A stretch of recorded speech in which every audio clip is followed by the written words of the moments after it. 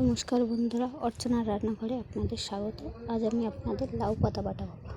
দেখতেই পাচ্ছেন, নিজের বাগান থেকে নিজের হাতে লাউ পাতা তুলছি। ডগার কচি কচি পাতাগুলোই একমাত্র তুলবো। এগুলো তুলে নিয়েছি, এগুলোকে সুন্দর করে বেছে নিয়েছি। একদম ছোট ছোট পাতাগুলো নিয়েছি, বেশি বড় পাকা পাতা নিইনি। একদম দেখুন, ছোট্ট ছোট্ট কচি পাতা, এগুলোই নেব। পাকা পাতা হলে ভালো লাগবে না। এগুলোকে সুন্দর করে কুচিয়ে নিয়েছি। ছোট ছোট করলে না কুচালেও হয়, তবে কুচালে জিনিসটা ভালো তাড়াতাড়ি সিদ্ধ হয়।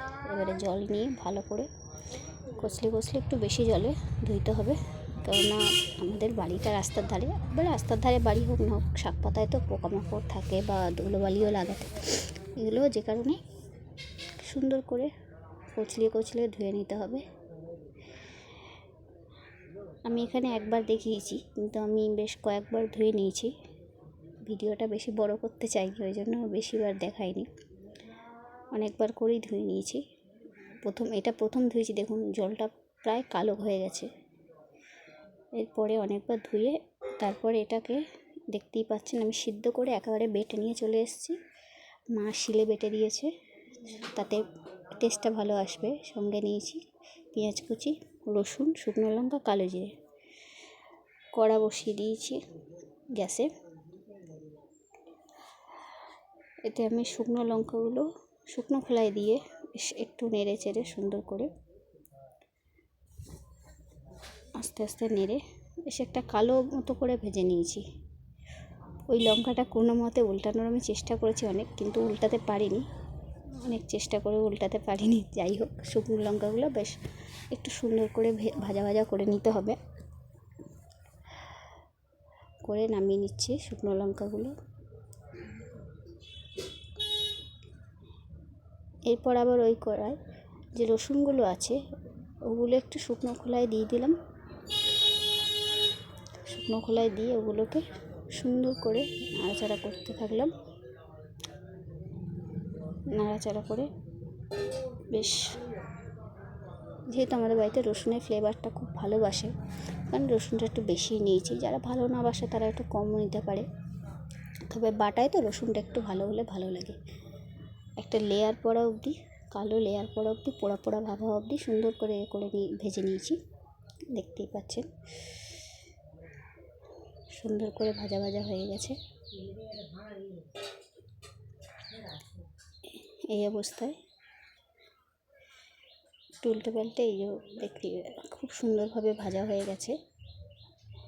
এটাকে পুড়িয়ে নিলেও হয়, কিন্তু আমি পুড়িয়ে নিইনি, একটু ভাজা কড়ায় ভেজে নিয়েছি শুকনো খোলায়। এবার এই পর্যায়ে এগুলো আমি নামিয়ে নেব। যেগুলো দেখতে পাচ্ছেন ওগুলো কড়ার মধ্যে ওই পাতা মতো ওগুলো রসুনের খোলাগুলো আছে, দু একটা ছিল, ওগুলোই ভাজা হয়ে গেছে। এবারে আমি নামিয়ে নিলাম রসুনগুলো।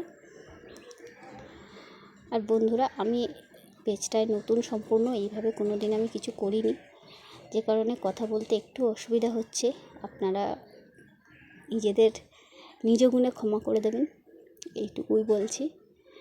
এবারে কড়ায় সব কিছু নামিয়ে নিলাম। এবারে যে শুকনো লঙ্কাগুলো ভেজেছিলাম ওগুলো একটা বাটিতে নিলাম, নিয়ে তার মধ্যে একটু নুন নিয়ে হাতে ডলে ওই লঙ্কাগুলোকে সুন্দর করে গুঁড়ো বানিয়ে নিলাম। সুন্দর করে দেখতেই পাচ্ছেন। আপনারা সবাই আমাকে একটু সাপোর্ট করবেন, পাশে থাকবেন। আমার নতুন চ্যানেল।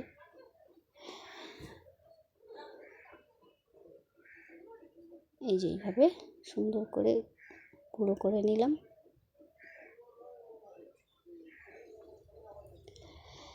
এবার রসুনগুলোকে, যেহেতু অল্প রসুন, তাহলে ওই জন্য শিলপাটায় আর নিলাম না, হাতেই টিপে নিলাম। এতেও জিনিসটা আসে, দানা হয় জিনিসটা, মুখে পড়লে খেতে ভালো লাগে। কেউ গ্রেটও করে নিতে পারেন, আমিও গ্রেটও আর করিনি, হাতেই টিপে নিয়েছি। জিনিসটা বেশ ভালোই হবে। একটু নুন নিয়ে নিলাম, তাতে মাখাটা ভালো হবে। নিয়ে সুন্দর করে আমি এখানে রান্নাটা করছি, আর আমার ছেলে পাশে দাঁড়িয়ে দেখছে। ও খুব এক্সাইটমেন্টে ছিল যে মা রান্না করছে, রান্নার ভিডিও করছে। এইভাবে সব কটা আমি করে নেবো আমি। তারপরে আসছি, একটু পরে ফিরে আসছি। রসুনগুলো সমস্তটা টিপে নিচ্ছি হাত দিয়ে।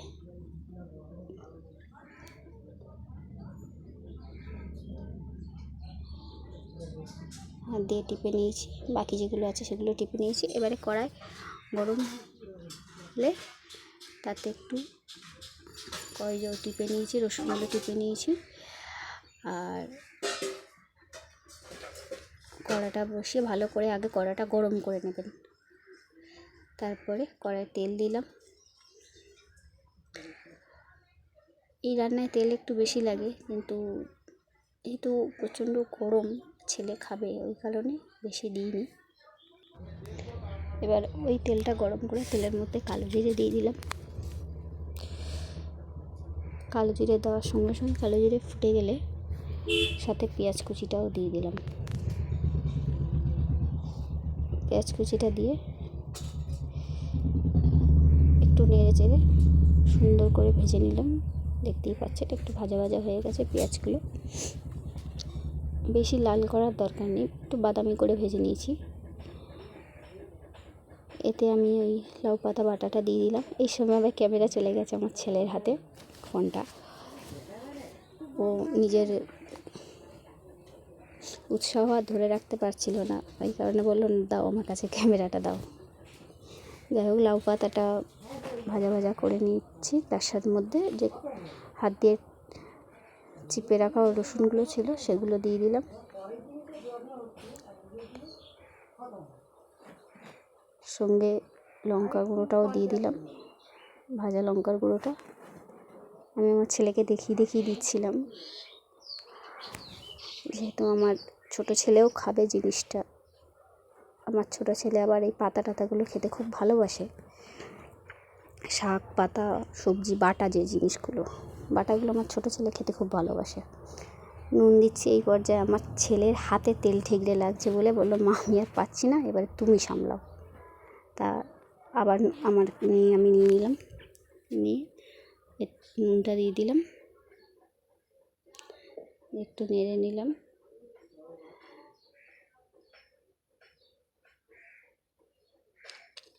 দেখতেই পাচ্ছেন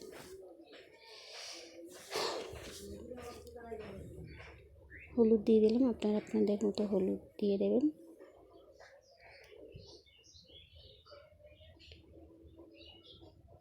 একটু নাড়ছি। যারা ঝাল খেতে ভালোবাসেন তারা ফোড়নের সময় শুকনো লঙ্কাও দিতে পারেন, আর কাঁচা লঙ্কাও বাটার সময় তার সাথে দিয়ে দিতে পারেন, তাতে আরও টেস্ট বাড়বে। আমি তো বেশি ঝাল খাই না, আর বাচ্চাদের জন্য ঝাল দিইও না, কেননা বাচ্চারাও খায়। আর কিছু দেওয়ার দরকার নেই। ওইভাবে জিনিসটা হালকা করে হয়ে গেছে, নাড়াচাড়া করে নিয়েছি। কড়াই লেগে যাচ্ছিল নিচে। এই সময় একটু আপনারা সর্ষের তেল দিতে পারেন, যাই হোক আমি দিইনি। আপনারা চাইলে এই পর্যায়ে একটু সর্ষের তেল দিয়ে আরেকটু ভাজা ভাজা করে নিতে পারেন।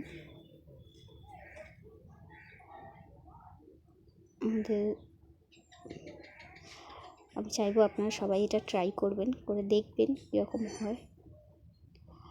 লাউ শাক তো আমরা অনেক খেয়ে থাকি, চচ্চড়ি লাউ, ডাঁটা চচ্চড়ি লাউ অনেক খেয়ে থাকি। লাউ পাতার এই রেসিপিটা আপনারা যারা জানেন না, একবার ট্রাই করে দেখবেন। ভালো লাগলে জানাবেন অবশ্যই। বাটিতে তুলে নিয়েছি, নিয়ে একটু উপর থেকে লঙ্কার চিলি ফ্লেক্সগুলো ছড়িয়ে দিলাম, যাতে দেখতে সুন্দর হয়। ধন্যবাদ আপনাদের সবাইকে ভিডিওটা দেখার জন্য অসংখ্য ধন্যবাদ। পাশে থাকবেন।